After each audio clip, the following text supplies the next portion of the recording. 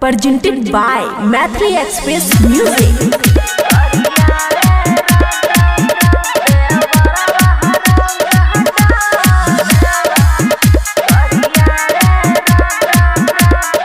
खुशी recording studio बलुआहा।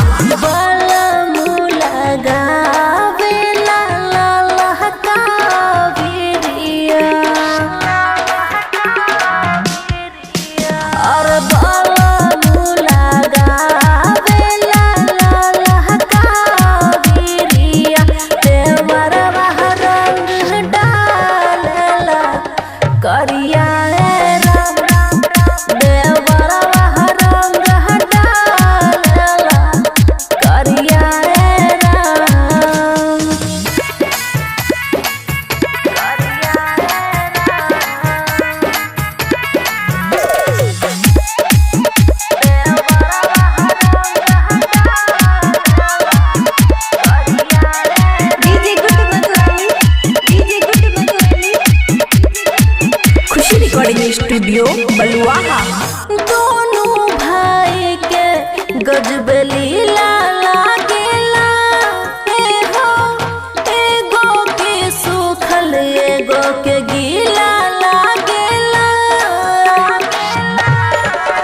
हो दोनों भाई के गजब लीला लागेला, एगो के सूखल एगो के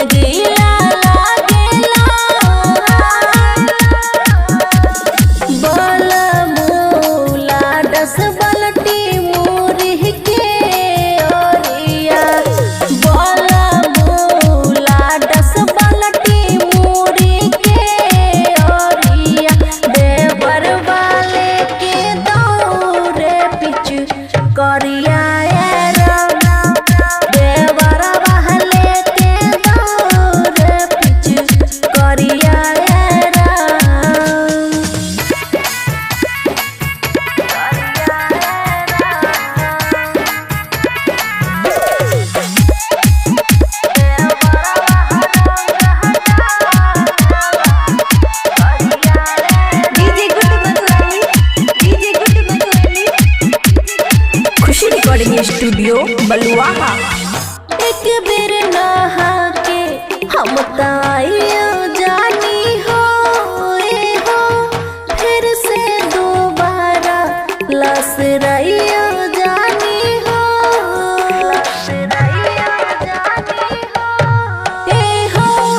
एक बेर नहा के हम ताइयो जानी हो, फिर से